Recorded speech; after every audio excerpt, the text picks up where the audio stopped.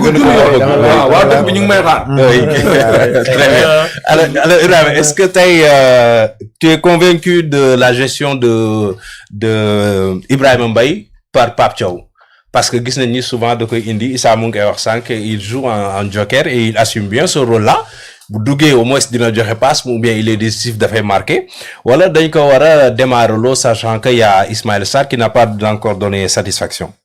Non, moi, je n'entre pas dans ce débat. Pour moi, c'est un faux débat, quoi. Et ça, l'a rappelé tout à l'heure. Ibrahima Mbaye, c'est un diamant à polir. Le gosse, il n'est pas venu en équipe nationale pour faire la concurrence. Même ça suffit qu'il n'est pas venu au Maroc pour faire du tourisme. Oui. Mais le gosse, dans sa tête, il n'est pas là pour bousculer les grands. Il est venu jouer sa canne. Le coach lui a donné un rôle bien déterminé. Le rôle de joker. À chaque fois qu'il entre, il a 10 sur 10. Lan nga bëgg leneen. Jox nga ko yére bi sol na ko nice jantal. Pourquoi nga bu ko jox benn yére? Bu ko yére bi ëppee nag. Il faut être simple. Le football dañ koy wax. Même Fadiga l'a rappelé hier, profondeur de banc. Day gagner compétition. Oui. Mënoo am benn 11 chaque jour Algérie démb loolu lañ qualifié de. Mais bul bi il a fait la différence. Donc profondeur de banc dafa baax. Te Ibrahima Mbaye nit yi dañuy fàtte benn affaire. Man âge bi dérange moi parce que les Lamine Yamal à 16 ans 17 ans ils sont titulaires en club comme en équipe nationale. Pelé également bu muy gagné sa première coupe du monde il n'avait que 17 ans il était titulaire man pour man du man âge bi dérange moi pour man du âge bi moo tax warul nekk titulaire mais le gosse il faut le rappeler fan lay football Paris Saint-Germain. Ibrahima Mbaye il n'est pas titulaire au Paris Saint-Germain il n'est pas titulaire au PSG. Ibrahima Mbaye il est le 7e choix ci attaquant yi. Quand tu as les trois Kvaratskhelia Ousmane Dembélé qui Désiré Doué remplaçant yi buy njëkk a andi Barcola lay njëkk a yëkkati moo andil Kangin Lee moo andil Gonzalo Ramos andil Ibrahima Mbaye ñun ñëpp dañuy seetaan Paris mais si l'on se rappelle Ibrahima Mbaye même su fekkee du mën a benn titularisation là mais bu gën a fës mooy c'était au Camp Nou contre le Barça Ligue des Champions à part ça le gauche il est sur le banc mais loolu dérangé wu ko pourtant statut de remplaçant boobu noonu moo luqi suñu bët moo bardaloo Pape Thiaw ba mu dem andi booy bi ne ko continuer li ko def booy bi di ko def wel nga ne non il faut mu ñëw nekk titulaire ban sens la le boss ne le réclame pas son entraîneur ne le réclame pas pourquoi nga bëgg ko réclamer te yow saa yu ñëwee mi ngi def satisfaction il défend bien son nom mais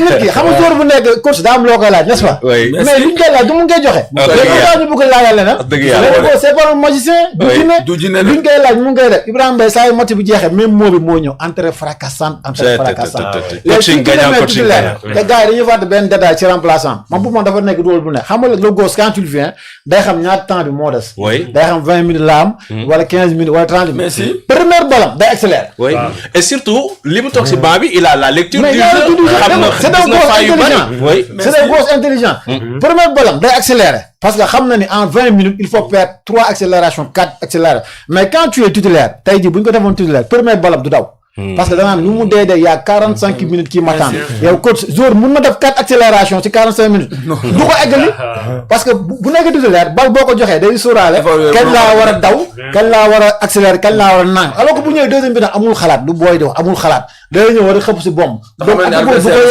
na ne adversaire bi voilà c'est ça day adversaire bi sow day ñëw doggali maanaam c'est notre couteau suisse day ñëw mu régler affaire yi fan lañ soxla mu ñëw régler loolu mais si tu le mets titulaire day calculer en même temps voilà calculer day bëri alors quand tu les joker da nga koy bàyyi foofu mais on a vu des joueurs yoo xam ne mais ñoom la ñu woowee les super sub on se rappelle Solskjaer de Manchester United le Norvégien à la Ligue des Champions finale 99 contre le Bayern Munich jamonoy temps rouge la woon Issa ñëw le gars day dugg deuxième mi-temps da koy régler Naby Guédo bu Égypte à la CAN 2010 Mohamed Ismaël Naby Guédo mais le gosse il a terminé meilleur buteur en sortie de banc.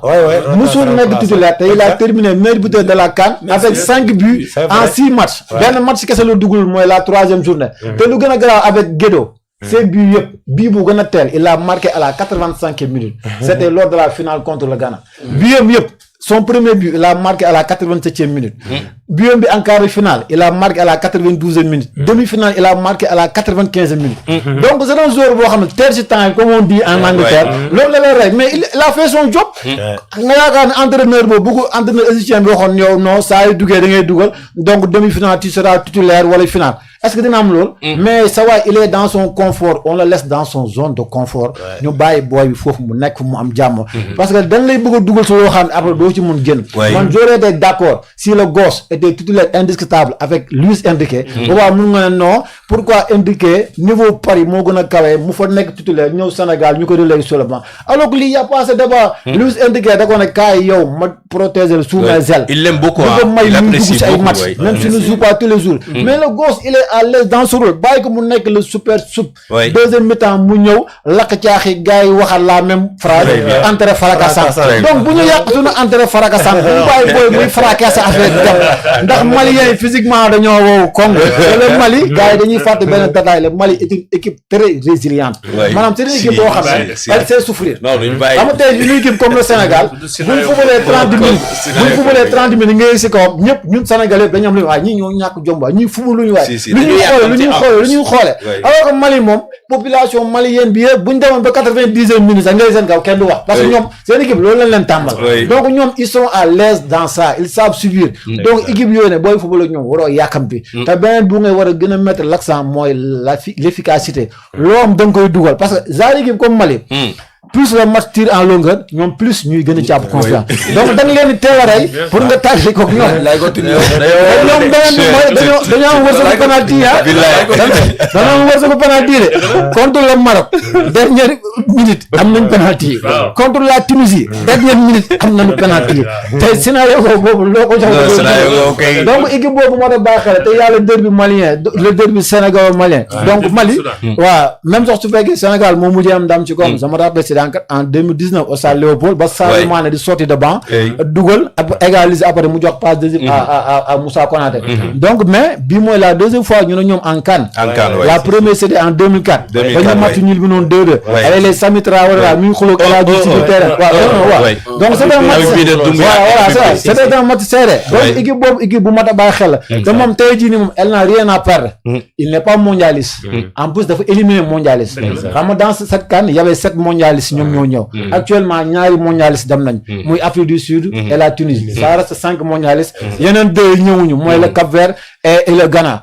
donc ku génnee mondialiste bu amaatee mondialiste mais il va se dire pourquoi pas pourquoi s'arrêter en si bon chemin comme tey jii Sénégal moo war a gën a mën a bàyyi xel l'équipe malienne Issa mu ngi koy rappeler en football la meilleure arme c'est de respecter son adversaire te yaakaar naa coach mi ngi wax loolu ay joueurs sa adversaire da nga koy respecter loolu souvent ñëpp dañoo ne woon xoolal non lii moom kii la quoi baal la quoi jaar lañu ñëwoon mais après on a vu que dameewul noonu donc il faut que cette équipe malienne soit respectée ñu mettre l'accent sur l'efficacité loolu bu ñu ko defee pour moi dañ siy génn sànq na maa ngi rappelé benn statistique boo xam ne mooy li ngay wax Sénégal souvent quart de finale yi day xaw a kii mais bon damay ne statistique boo xam ne xam naa di nga si xaw a gën a kontaan quoi le Sénégal elle est vendredi ajuma daf ñu jik ajuma daf ñu jik match d'ouverture Caire 86 contre l'Égypte Sénégal gagné leen un vendredi 1-0 sur le premier match coupe du monde mondial 2002 match d'ouverture on gagne la France 1-0 c'était un vendredi CAN 2004 troisième journée contre le Kenya ñu door ko 3-0 avec un doublé de Mamadou Niang en 2006 quart de finale contre la Guinée-Conakry ñu door ko 3-2 je me rappelle dañoo dem juma toog si juma bi dégg ay ñuxu gaa naan ñii moom demuñu woon julli ci gaa ñii di sible demuñu woon julli ci c'était un vendredi aussi. waaw c'était un vendredi. boo xoolee tamit CAN 2019. suñu huitième de finale contre l'Ouganda. on a battu l'Ouganda 1-0. un but de Sadio Mané. c'était un vendredi. Coupe du monde 2002 suñu troisième journée contre le Qatar ba ñu dóor Qatar 3 ba Koulibaly dugal. c'était un vendredi te match boobu il fallait que le Sénégal gagne pour mu qualifier deuxième tour. comme donc vendredi jig nañu. donc benn point noir lañ am ak vendredi. mooy la finale de la CAN 2019 avec l'Algérie. 1-0 seen biiru jinne boobu noonu. voilà c'est ça à la troisième minute. à part match boobu. le Sénégal a toujours gagné ses matchs. jouer les vendredis xam yoo xam ne xam naa ko fàtte. mais yow vendredi foot à 11 nga wax mais en beach soccer. voilà comme c'est ça comme donc ginnaaw suba ajuma la donc na xel dal xam ne ajuma daal. suñu ajuma waaw na woon fa woon rek. non na gars yi dem juma tranquille. voilà c'est ça voilà julli ñaanal équipe nationale du Sénégal. te dañuy gis image bu rafet dans les vendredis dañuy gis équipe nationale joueur yëpp. dem si juma ji julli loolu image yu rafet la. vendredi aussi ça symbolise l'union. Maintenant du moom li ñu wax ni peut-être man fi ma ciy rebondir. Oui. mooy côté ñu xam ne match piège la aussi. parce que xam nga li ñu naan déggu fomm. ku doon waaj a dee ñu joxal la chance. yaakaar naa da ngay jàpp ne da nga fi nar a gudd say fan dafa nar a gudd. Mali loolu moo ko dal. Mali ils étaient perdus parce que voilà jàppoon nañ ne match bi jeex na. dañuy Tunisie da leen éliminé. foofu yàlla ñëw penalty yi donc am nañ une seconde chance. maintenant ki am une seconde chance. kooku il joue parce que naan man deewoon naa ba pare donc. comme la Côte d'Ivoire la Côte d'Ivoire en 2023. maintenant nag Sénégal buy ñëw dafa war a ñëw ak beneen philosophie. mooy lan mooy que ni que du ma naagu ci match bi. mais aussi su ma waree rey match bi naa ko rey. après xaar leneen. sans demi-mesure. oui et il y a aussi kenn ku leen di nuyu si commentaire yi. Un certain Afro Neymar, donc il vous salue tous, comme Jean-Manuel Collier aussi. Ñu ngi koy nuyu bu baax ak Patriote le vrai. Je pense que l'autre je le connais, hein. Il est même sur le plateau. Taki sportif, maa ngi koy nuyu bu baax quand même. Alors Lamine, finalement suñu jàppee kon si analyse ñu dégg nii. mel na ni Sénégal am na ay atout, mais quand même c'est pas un match facile boo xamante ni dañu war a négliger l'adversaire. Il faut le respecter. Oui, il faut respecter l'adversaire, le Mali, comme ni ñu ko waxee. C'est un derby ouest africain. Mais si on se fie à l'historique des confrontations, le Mali nous réussit souvent. Sur les 5 dernières confrontations, Sénégal signé na ci 3 victoires. Ñu tembo à 2 reprises. 2 fois bi mooy suñu